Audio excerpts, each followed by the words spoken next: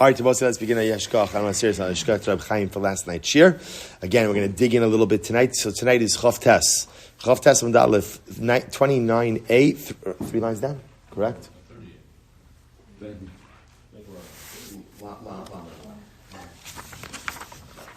Oh, good. Fantastic. Even better. Okay, good. Lamed, I didn't like Gemara looked I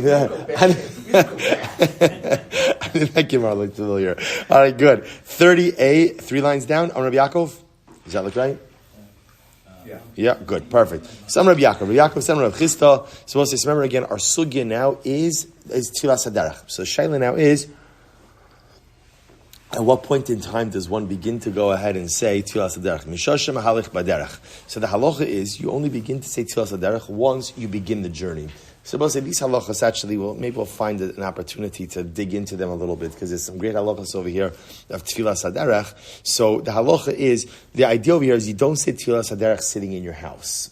That's the idea. Tfilas HaDerech is only recited once you actively begin the journey. Now, what's interesting to note is there happens to be an exception to this, which we will discuss a little bit, hopefully we'll get to it, is, according to some opinions, if you know that you are taking a journey that day, you're allowed to insert Tfilas HaDerech into Shema Kolenu, in Shmona Esrei, which is interesting. I don't think that this is normally done, because the general practice is that we recite Tfilas HaDerech, Mishash Shemach Derech. So once you're already like embedded in the journey. Ad Kama. Now, Rashi over here has a machlokes. Ad Kama means what? We'll go with the second approach of Rashi, which is that approximately, what is the minimum distance of a journey which would require Tfilas HaDerech? So the Gemara says, Rabbi Yaakov, Rabbi Chisda ad parsa. So we'll say parsa is, let's call it for our purposes, about 15,000 square feet, about 50,000 feet, which is about a little less than 3 miles. Right, about 3 miles. So understand, for us, 3 miles sounds like nothing, right? 3 miles. How long does it take you to go 3 miles? I'm sorry, it's nothing. But again, understand, of course, remember the whole notion of a journey was, of course, dramatically different times of the Gemara. Now, again, that's the minimum journey.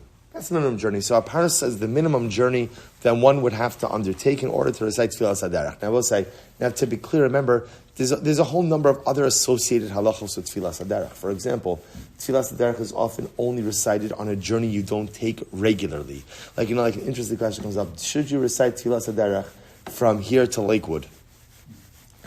Now, if you're driving in Lakewood itself, you certainly should say Tfilas HaDerech and Ben Shagomel after you get wherever you're supposed to go, right? But I don't think that's an exaggeration, actually, right? But Lamaisa. So again, I will say. So interestingly enough, certainly it would seem to have the distance requirement. The question just is that a journey that one makes regularly? If it is, then one bepashtos would not say Tfilas HaDerech. If it's not, then one would say Tfilas HaDerech. So there is some level of subjectivity involved in this as well. Again, I do want to do a little bit of the Shulchan Aruch with this, maybe tomorrow night in Meretz Hashem. So we'll say, so how do you daven it? Now, the Gemara is asking over here, what is the physical position that one should be? Because obviously, Tfilas HaDerech is a tefillah you're reciting while you're journeying. So what's the real shayla the Gemara is asking over here? Do you need to pull over to the side of the road, get out of the car, or off the wagon, or off the donkey, and say Tfilas HaDerech, standing up, with more kavanah? Or can you say it while traveling? So the Gemara said, Rav Chisda Amar Mu'umad. Rav Chisda said, really, you should stop the journey, get out from the wagon, from the car, and stand up and recite Tfilas HaDerech. Okay? Rav Sheshes Amar Afila Mahalach. Rav Sheshes says, no, even if you're walking, which means you don't have to stop the travel in order to say Tfilas HaDerech, and that's how we paskin. So that's why we say Tfilas HaDerech essentially in transit. Now, again, what we still have to figure out over here is how long does the journey have to be? What type of journey does it have to be? And at what stage in the journey do you recite Tfilas HaDerech? So we'll try to answer all of those things. Rav Chisda Rav Sheshes Havakav Azi Berachos. We'll say a story. Rav Chisda and Rav Sheshes are traveling. Kam Rav Chisda, the Kamatzli. So apparently Rav Chisda stood up and he said Tfilas HaDerech. So the Gemara says, Amar Rav Sheshes l'Shamei. Rav Sheshes, who was older, said to his attendant, "My ka'avid Rav Chisda." What is Rav Chisda doing? Also, Rav Sheshes was blind. He says, "What is Rav Chisda doing?" So Amar Lei Kayu Matzli. He's stopping, standing up, and saying Tfilas HaDerech. Amar Lei Ukman Nami Lididi Va'atzli. You know what? So help me get up as well. I'll say Tfilas HaDerech. Why? Mios Tov Al Tikra Ra. Because it is good to be good and not to be called evil. So what's this really interesting? So Rav Sheshes apparently didn't really feel that one needed to stop or stand up for Tfilas HaDerech. But what he figured was like this. What he figured was that since Rav Chisda was stopping and standing, then he should probably do the same thing. I will say, there's a concept like this, that when you are with someone who's engaged in something good, so join in. Join in. In other words, the failure to join in to some type of good initiative, in and of itself is considered to be like a commission of evil. Like there's two different, almost like levels of averas. There's an active commission of an avera, and then there's the failure to take advantage of an opportunity which has presented itself. So Rav Sheshes says, look, Rav Sheshes says, look, Rav Chisda is stopping and saying he's going above and beyond. Why shouldn't I do that? In other words, it's easy enough to join in. Let me join in. Incredible. Let's go weiter. Says the Gemara. We're going to come back to Tfilas HaDerech. We're not fully finished, but a little bit of a break. So remember again, the Gemara has introduced us to two truncated forms of Shmona Esrei. One is called Havinenu, and one is called Tfilah Kitzara. Wherein lies the difference? Havinenu b'aylis gimel kamaisa gimel basraisa. So we'll say first of all, Havinenu. Remember again, we spoke about this on Monday night. Havinenu. What's the truncated part of Havinenu? What's the truncated part? It's the middle 13 brachas. So the way Havinenu works is you say the first 3 brachas, last 3 brachas, and you truncate the entire middle part. Furthermore, we'll say, watch this. Let's say you're davening Havinenu because you're in a situation where you just can't daven a longer Shmona Esrei. But then you get home. Do you have to daven again? Or should you daven again? And the Gemara says, no. You've said a bona fide Shmona Esrei, a shortened Shmona Esrei, but a bona fide Shmona Esrei. Conversely, but Tfilah Kitzara, let's remember again, Tfilah Kitzara doesn't have, the Gemara says, lo ba'ilitz lo gimel kamaisa, lo gimel basraisa. So first of all, again, the Tfilah Kitzara, you're not reciting the first 3 brachas and the last 3 brachas. It's not Shmona Esrei. Tfilah Kitzara is what you say, is what you daven, when you can't daven Shmona Esrei, but you need to say something within like the world of prayer. But it's not Shmona Esrei. And because of that, v'chimati lebeisei, furthermore, again, because of a Tfilah Kitzara, if all you recited was a Tfilah Kitzara, when you get home and you are able to daven, you have to daven a full Shmona Esrei again. Another distinction, Havinenu is recited standing up. The Tfilah Kitzara, which is the short Tfilah, is only recited, or is recited whether you're standing or you're sitting. Okay, let's go back to Hayrochiv ala Chamar. So we'll say, so listen to this. Tanrabban, Hayrochiv ala Chamar, ve'giyaz man Tfilah. Let's say I'm riding a donkey, and it's time for davening. Time for Shmona Esrei. So im yesh lamishi yochaz es chamoro, yered lamata v'yispalo. So we'll say, so now what's the shaila? Right, I'm traveling. It's time for Mincha, time for Shachar, whatever it is. Right, so now what's the shaila? Can I daven while on the donkey, or do I need to get off the donkey? So the Gemara says, it depends. What does it depend on? If you have someone who could hold your donkey, I guess like, not hold your donkey, but, hold the reins. Right? Hold the reins of your donkey, so that this way, again, you know your donkey's cared for. You can go ahead and daven, then that's best. Ve'im lav, but if you don't have someone to hold your donkey, then yeshibim kol miyispalo. Then you could just daven on the donkey itself. That's sitting, though. Sitting, right, yeah. It's not like Ringling Brothers over here, right? He's standing on the donkey. No, so remember, you're 2 different halachas, right? One is talking about Havinenu, like in the abstract. So Havinenu in the abstract should be said standing. If you're traveling, and now it's time for Shmona Esrei, let's say, so again, I could daven a full Shmona Esrei. There's nothing stopping me from davening a full Shmona Esrei. The shaila just have to get off my donkey to daven it or not. So again, someone's watched my donkey, get off. Someone not watched my donkey, stay on and daven. So the Gemara listens to this. Well, says incredible halacha. Rabbi says, "Benkach ubenkach yeshev imkoma v'yispala." Well, say this is such an affirming halacha. So Rabbi says, no, just stay on the donkey and daven. Why? Listen to this. Lefi she'in daito miyusheves alav. Now let's say this is incredible. You ever know where you have to take a trip? You have to go like on a road trip. And, that feeling of anxiety that, we gotta get going. Especially, if it's with your family. We have to go. We have to go.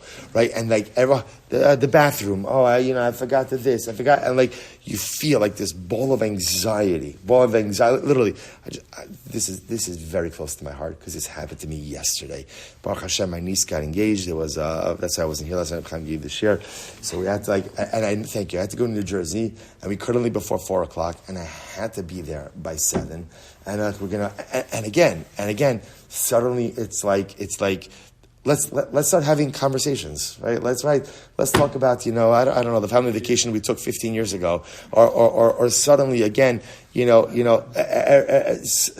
everything. Suddenly everybody's incontinent, 2 minutes in, come on, we have to go, people. We have to go. So again, supposed to, it's incredible. It's going to be so. I hope not. If they do it, again, it's just out of love for my family, out of love for my extended family. I was trying to get there already. And also we have to come back the whole night. Whatever. It's an avoda. So in any event, so the Gemara says as follows. If they do, I'll just tell them you gave shir tonight. This wasn't me.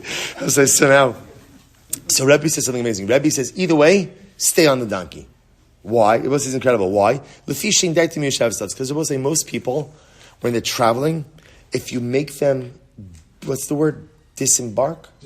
Dismount. Thank you. If you make them dismount, in other words, if you make a person stop the journey in order to daven, they're not going to concentrate.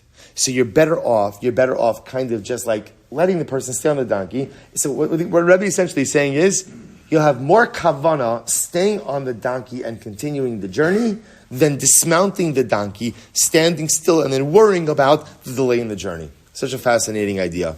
So the Gemara says, Amar Rabbi, maybe halacha k'Rebbe. I will say that's how the halacha is. Now, obviously, I will say this is talking about a person who's going to have this kind of anxiety, right? So a person could say, okay, work on yourself. So go ahead and don't have the anxiety and stop the donkey, get off, right, and daven. But again, what's interesting about this halacha is there's this like level of subjectivity. What I know myself, am I going to be more anxious or less anxious if I get off the donkey to daven? Rebbe says again, that will determine what posture you should take when davening during travel. Incredible.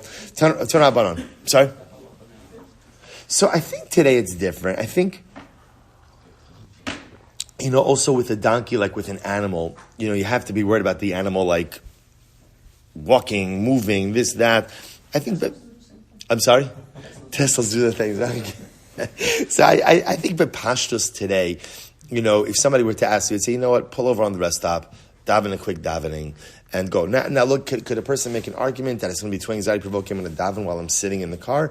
I guess you could, but I think just like the delay that one would encounter, let's say, with dealing with a donkey, I think is significantly more than one would potentially encounter with a car.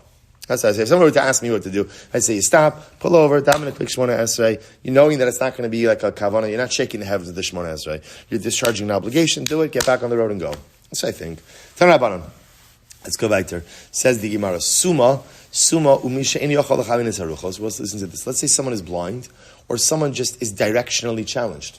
So, I just don't know which way is which. Now what this is talking about over here is, let's say a person is blind, or a person doesn't know which direction they're facing, and they have to daven. So where do you face? So the Gemara says, you should just direct your heart to HaKadosh Baruch Hu. So we'll say, so I just want to tell you, there's also like a beautiful metaphorical understanding of this. The Gemara tells us sometimes a person is blind, or which means, I don't know which direction to take in life. We'll say, there are times where I am just directionless, and times in which I just don't know, right, left, east, west. I don't know where to go or what to do. So what do you do in those moments? You direct your heart to HaKadosh Baruch Hu.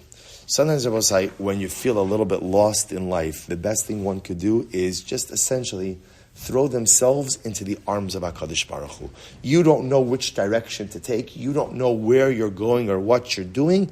Direct your heart to HaKadosh Baruch Hu. It's so beautiful. Shnei Amar, V'ispalu al Hashem, V'ispalu al Hashem. Let's say a person is standing in Chutz La'aretz, outside of Eretz Yisrael. Yechaben eslibo keneged Eretz Yisrael. You daven in the direction of Eretz Yisrael. Shnei Amar, V'ispalu eilecha derech artzam. So what if you're standing in Eretz Yisrael? You face Yerushalayim. Shnei Amar, V'yispalalu ala Hashem derech ha'ir shabacharta.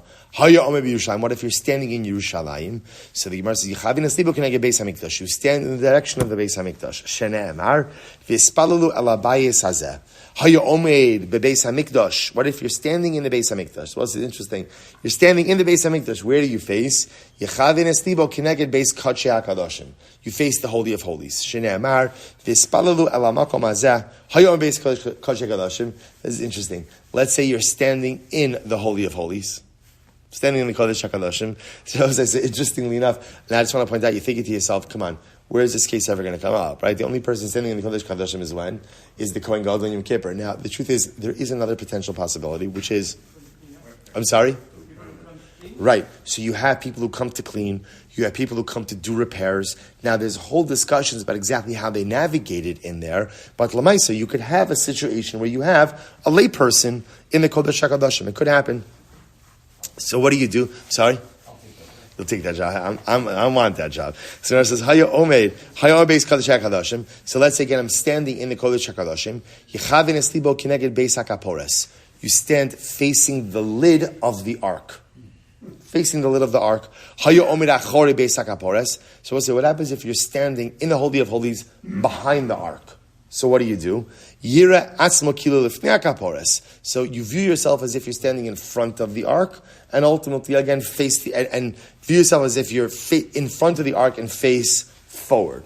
Okay, nimtza. So we'll say, what does it turn out? When you put all this together, nimtza omid b'mizrach machzor panav l'ma'arav. So it turns out if you're in the east, you turn to the west. B'ma'arav machzor panav l'mizrach. If you're in the west, you turn to the east. B'dara machzor panav l'tzafon. If you're in the south, you turn to the north. B'tzafon machzor panav l'darom. And if you're in the north, you turn to the south. And I both say, what's so beautiful about this? Nimtzu kol Yisrael mechavnin aslibam l'makom echad. I both say the most beautiful thing is everyone is facing in the same direction. Right? In other words, that everyone is oriented towards the same thing. Such a beautiful idea. So the Gemara says, Rabbi Avin v'yitim Rabbi Yavina. Mikra, what's the pasuk? K'migdal David savarecha banui l'talpios. So we'll say literally again, David, so pasuk over here. The pasuk over here in Shir Hashirim, literally again, your neck is like the tower of David. Banui l'talpios. What does that mean? What's talpios? Tel shekol pios ponimbo. It's the mound or the mountain that all mouths are directed towards. So I'll say, what is that a reference to? The Beis Hamikdash. It's such a beautiful idea. Tel Pios. The Beis Hamikdash is the mountain that all mouths, with uttering prayers, ultimately, again, are directed to. So we'll stop over here. I just want to point out, if this was a shorter daf, we would have done a complete Amud. This is a very long daf. I'm just pointing out. It's a very long daf. I think it counts as if we did an Amud. All right, I'll say, tomorrow night, just I want to run this by. Tomorrow night, what I'd like to do is, because now the time change, maybe what we'll do is Mincha 7:15, and then Miras Hashem, the Shir immediately following Mincha Mariv, which will be at 7:40. Which is then right before Chasidus. So Shir, same Thursday schedule, 7:40 p.m. But again, if you want, you could chap the Mincha Mariv beforehand, which will end punct right on time. Still tomorrow at 9. Still tomorrow at 9. Yeah, then it's Chasidus at 8, and then Miras Mariv at 9. Correct. Shkaya Chaburah. Practically speaking, what is the scenario where we do